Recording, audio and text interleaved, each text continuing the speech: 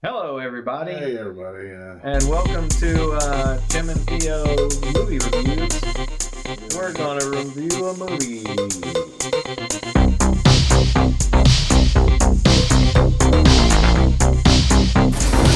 This time, it was Theo's turn to pick. Yes, it was my turn. And he picked a house party movie. It is a classic. Which house party did you pick, Theo?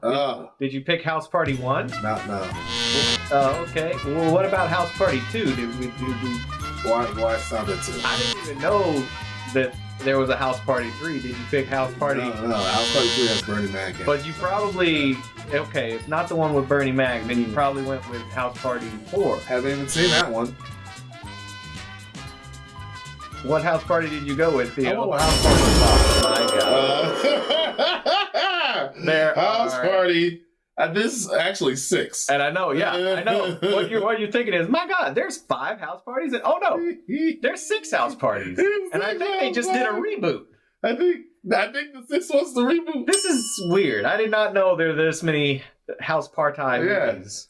The house won't stop partying. The house should stop partying. It won't. The party is over. Well, this one's different. If you want to quickly recap the plot of this film, Theo. Basically, once again, a black kid gets shamed for going to college through the whole movie by his white friend who ain't shit. He's a white friend who's pretty dumb, but he acts real black. Like, he got an accent and everything. That don't show what we do in a crowd. And then he got like a little Vanilla Ice cut. He does. He has literally the Vanilla Ice cut. There's a lot of inclusion in this movie was made in 2013. Yeah, we should go ahead and say that. A lot of inclusion. It's very inclusive. It's actually ahead of its time. Yeah. In that. Everybody's invited to the house party. Everybody is. The nerds. The nerds are invited. The geeks. The fat the weirdos. Mm-hmm. You got one kid that's literally like a school shooter type. Yeah. And they let him in. They just let him in. They just let him in for no reason. He looks like he has a list. Yeah. Not a lisp. A list. Yeah. As in, these are the people who gonna get it. Yeah. So and they got in. They got into the hottest party of the hottest party of the year.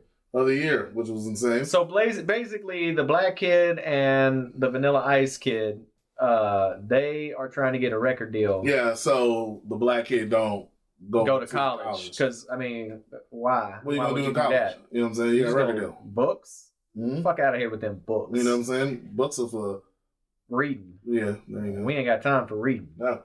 All we got time for is these dope beats. You know what I'm saying? Books, check them out. Books, check them out. Pick up a book. Spoiler. And dope moves. Spoiler, the beats are not very dope. No.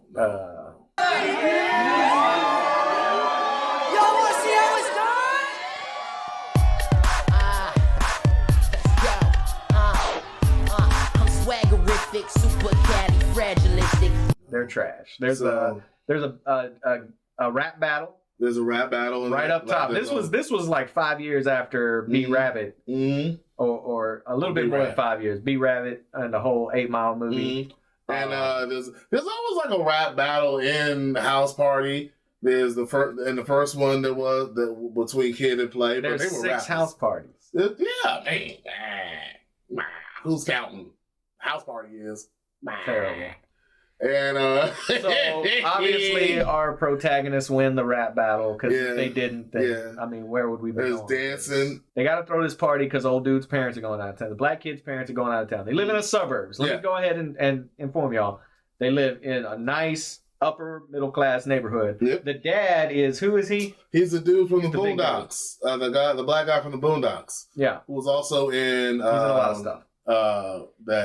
He's a fat black dude. The fat black guy in the Coleman Kumar. And he's got a smoking hot wife. It's very Kevin James, Leah Remini type situation. Yeah. I'm glad they listen, as a fat guy myself, I'm glad they stopped with that trope. The funny fat guy with the 10 chick. Come on, man. I'm keeping it up. Come on. The black kid's older neighbor, think Miss Jenkins. Yolanda. She had a talk show in the 90s. She was trying to get thrown in prison in this movie the whole time. Oh my God. And when I say she was coming on strong, there is a part of the movie where she's coming on so strong that it is assault.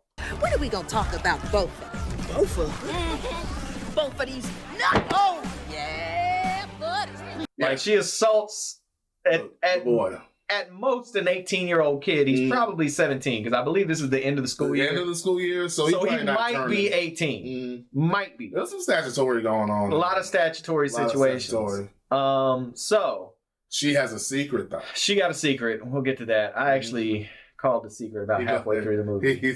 He was calling big. Long story short, she got a Karen that's always with her, but just never really doing nothing. Not even really doing Karen stuff, because she would have called the cops long time ago. Let's talk about that. They have a crazy house party that the white kid convinces the black kid to throw at his party because they got record executives coming. Yeah. This is a very, very...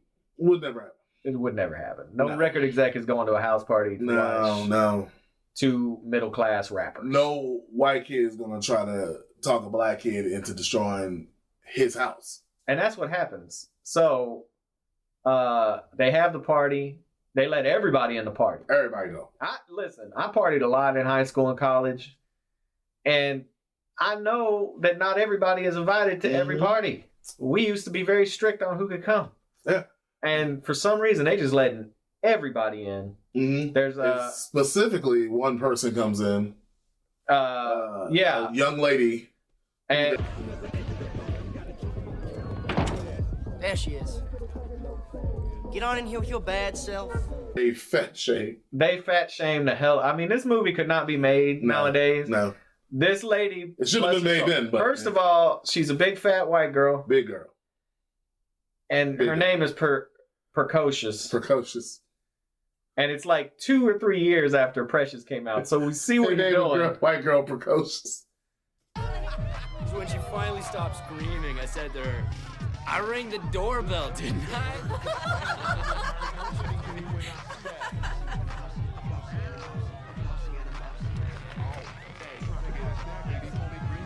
I? And they named the white girl Precocious. She's a big girl. She ends up having sex in the upstairs bathroom with the school shooter. With the school shooter dude. And then she's riding him so hard.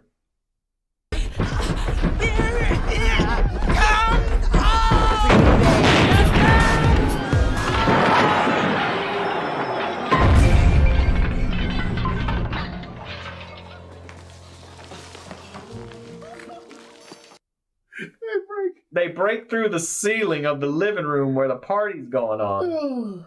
Where at this point, we're in the midst of a DJ battle. Oh, yeah, the DJ battle. Because we got two DJs that both want the gig. Because it's the best gig. It's the best gig ever. It's $50. You know what I'm saying? It's the best gig in the school. One's a traditional DJ. Because they found out the producer's going to be in the building. The producer's going to be there. And they want to all get picked up on this fake label. All of us, it's kind of like you got your chocolate and my peanut butter situation. Yeah, and then eventually they realize one has the setup and the other one has the something, right? Yeah. You got the one DJ tries to sabotage the other DJ, but then they realize we got to work together to make this party jump. You know what I'm saying? To make this party it's a very Predator moment with Carl Weathers and it's very R.I.P. Carl Weathers. Rest in peace. Rest in peace, bro. Anyway, long story short, Carl Weathers is not in this movie because this movie... He should have been. Nah, Carl Weathers wouldn't do this trash. So, long story short, after the big girl and the school shooter crashed through the fucking ceiling... The party over, right? The party should be over at that point. No. Right? Nah. They take it outside. Now, keep in mind, they're in a upper middle-class neighborhood on either a Friday or Saturday night. I don't remember. The cops never get called. At all. Nobody. I've seen 100 house party movies, bro. What does it always happen? The cops show up. The cops show up. The cops showed up in house party. And either the cops hassle them or the cops say, you know what? You kids just do your thing. Something like that. It's always some shenanigans. The cops it's showed always up. About at the midway part or right at the end of the second act. Nobody calls the cops.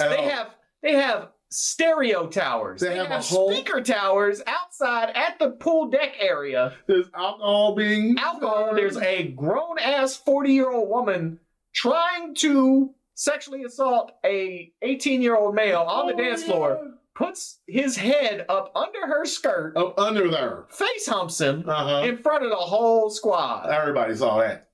What the fuck? And this whole time, I forgot to mention this, he's trying to get with this hot chick who I like to call Jessica Almost or Jessica Alpo, whichever way you want to go. She looks like she's a dollar store version of Jessica Alba. She's really ambiguously racial. She's also too old to be playing a high school, like, because you can tell. And she was like 23. 23 years old. But she don't look 18 or younger, which is a requirement to play a high school character. Anyway, long story short, she keeps seeing this old lady come on to this dude, so she's thinking, oh, maybe he's not into me. No, he's just getting sexually assaulted. No. You see it happen right in front of you. You see that he don't want nothing to do with it, but y'all still don't protect this man or get this old lady off of him. Hey, bitch, play the long game is what I'm saying. I mean, but she ain't got time because she like 40, 45. Well, I mean, eggs. Anyway, long story short, I called it out, though, halfway through. I was like, what is up with this white chick that's always with her? I said, you know what? It's going to be some, let's just get together and do some lesbianics. And that's what happens, which is fine. She confessed her loves at the end. I'd rather two 40-year-old women get it on than some 40-year-old try to assault this young man. I mean, the crime did happen, though. There was a crime on the dance floor. It did still happen. Call the police. Somebody needs to call the cops. They do the whole show for a chauffeur. For some reason, somebody took a limousine to this party. They get a record deal. Yeah, of course they do. You know, because it went viral. This was it goes viral. Well, 2013? The kids things were going viral in 2013. And it's the killerest party ever. Yeah. The producer sees it. Was like, those. Is that black white kid? It got 70 bajillion hits in 26 minutes. Yeah, wow. Wow. You're fucking YouTube rich. I think in 2013, Lil Wayne had a hit sometime. Who's dumb enough to think they can go viral on YouTube? Well, that's silly. Anyway, so hit that like. I'd also like to get a record. Anyway, they get the dumbass record deal, but now the parents are coming home early. The parents are getting there at like 8 in the morning, right? Yeah. So they got to fix. There's a hole through the roof. You got to remember, this is a bunch of upper middle class kids that have probably never spackled anything. Never. Oh my God. I don't believe it. Damn.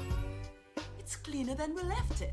And they fix the entire goddamn living room, backyard, in 3.5 hours without picking up any Mexicans at home. A guy comes through the freaking window at one point in time. They crashing through the window, through the wall. They don't give a damn. Oh, it's great. This is the dumbest movie I've seen in a long time. But it gets so bad, and it progressively gets better. You want to talk about representation? The women in this movie are only there to either be ogled at or made fun of, and they're not. The whole movie. Oh, that's another thing. It's like a sausage party. But there's like 40 dudes and like 6 chicks. Hey. Shout out to the nerds. The nerds get laid. The nerds do get laid. So there's a group of 3 nerds, and then there's a group of 3 nerd chicks. And you know what I'm saying? They just all got in the party. They're just about it. Yeah. But I guess that's the end of the movie at that point. The parents come back, and somehow they got the whole house fixed. But the parents find out. The parents do find out. Because they were viral. Yeah, because they went. But now, I mean, how you going to get mad at me? I just signed a record deal. Wiki. And I fixed your house. You know what I'm saying? Shit, I can always fall back on my manual labor. I don't even have to go to college this time. And keep in mind, the black kid didn't even help. It was like 2 people that did that whole home repair. The white kid sold his vehicle. Oh my God. You did all that in 6 hours? Are you fucking kidding me? This movie makes no sense. This motherfucker's got the time stone or something. It was awesome. Okay. Tap your brakes on awesome. Alright, so let's go ahead and rate this movie. Listen, if I got Theo, it was yours. You go ahead. If I got to go first, I'm gonna give it a 5. It's so bad that it gets progressively good. And you can't get enough. This is the dumbest movie I've seen in a long time, but I'm gonna give it a 3. 3. I give it a 3, and that's watchable for me. It's watchable. It's so dumb, and it's so outdated. Like everything, and then I picked this on a whim. It was. He picked it based on we were just cruising Tubi as one doobies, and I jokingly said, "Hey, house party." And it's not even called House Party 5. It's called House Party Tonight's the Night. They don't want to let you know how far down the house party you have fallen. You in the abyss by this. You are in the basement of the house party. You know what I'm saying? You partied out by it. The party, like I said, the party should have been over a long time ago.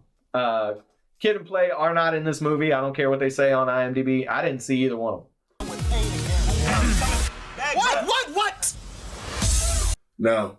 They put them on the thing. But I think they might have been producers. I don't know. But I tell you this much. They do not appear in this film. We both thought, one of them is going to be the producer. Yeah. And call him up and just have like a little, yeah, man, you guys ain't gonna hurt nobody. And they get on down. They missed a opportunity about it, because that would have been a nice spot if either Kid or Play could have been like, reminds me of me back in the day, and then he could just mug for the camera. You know what I'm saying? Like, ain't gonna hurt nobody. Something like that. That could have spiced it up a little bit. That would have kicked it up to a 3.5 for me. I was disappointed in that. Little pajama jammy jam. I was disappointed in a lot of things. Most of the actors in this movie, every one of them, should I say, I have never seen in anything else. The acting, Yolanda. The acting is very bad. There's Yolanda. Yolanda was in. That woman should be canceled. She was after what she did in this movie. Listen, stranger danger, and she ain't even a stranger. She lives right across the street. Yeah, she just didn't give a damn. That was neighbor danger. Anyway, I'm giving it a 3. Theo gave it a 4. A 4, so it's watchable. Just don't expect Citizen Kane, which is actually a worse movie than this. Straight. We could talk about that. This movie is booty, but it is at least funny. So check it out. Next movie we're gonna watch. Actually, we just watched it. We'll be doing a review on it soon. One of Nicolas Cage's finest, Vampire's Kiss. So yeah. Check that out and see how much Theo enjoyed that movie. Have a good one. Follow me at Tim Mathis Comedy. I'm at Theodore Comedy everywhere, and I have a GoFundMe that's out, guys. And we'll link the GoFundMe. We're gonna link that GoFundMe in the description. It's gonna help me do a stand-up special. He's doing a stand-up special with Comedy Dynamics. Yeah. They contacted him and wanted him to do a special, so we're filming that in Houston on June 15th. So go ahead and click the GoFundMe if you want to help out with that. Thanks, guys. And we'll see you next time on Tim and Theo's Reviews.